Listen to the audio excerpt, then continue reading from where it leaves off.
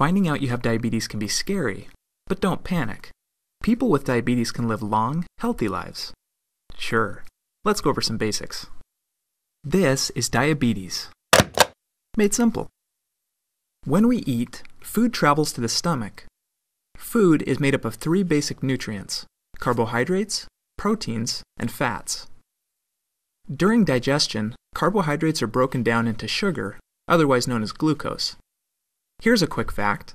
Carbohydrates include foods such as bread, rice, pasta, potatoes, fruit, milk, and yogurt. In a normal digestive process, sugar travels from the stomach, through the bloodstream, to your body's muscle and fat cells. However, sugar can't enter these cells without the help of a special hormone called insulin, which is produced by the pancreas. Insulin acts like a key, unlocking the doors to the muscle and fat cells and allowing the sugar to enter. The cells then use this sugar as fuel to provide energy for the body. When this process is functioning properly, sugar entering the bloodstream from the stomach is able to exit the bloodstream at the muscle and fat cells. In this manner, the body is able to regulate the concentration of sugar in the bloodstream. Now let's see what happens in a person with diabetes. Sugar enters the bloodstream, but one of 2 things happens.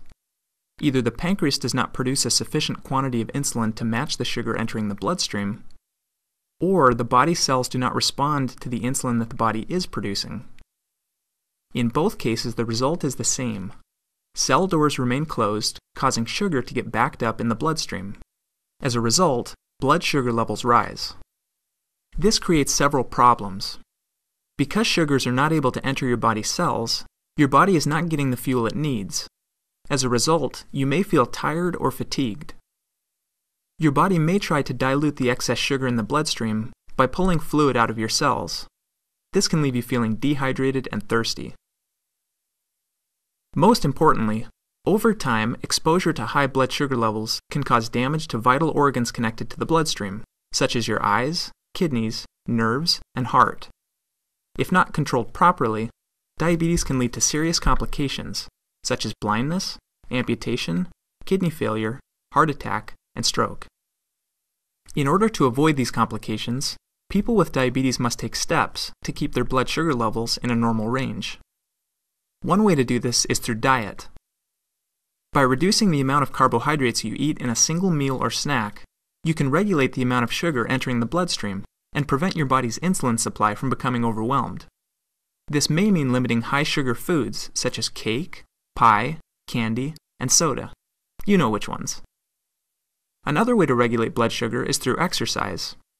Physical activity makes your body's muscle and fat cells more receptive to insulin.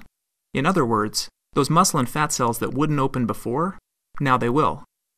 Finally, your doctor may prescribe oral medications to increase your supply of insulin, regulate the amount of sugar entering the bloodstream, or make your body's cells more receptive to the insulin your body is producing. In some cases, insulin shots may also be necessary. Okay, let's review. We've talked about what diabetes is, a condition where either the body does not produce enough insulin, or the body cells are not receptive to the insulin being produced. We've seen what complications can arise from it, such as fatigue, dehydration, and damage to vital organs. Finally, we've discussed ways to manage it through diet, exercise, and medication. For more information about your specific health diagnosis and treatment plan, please talk to your doctor.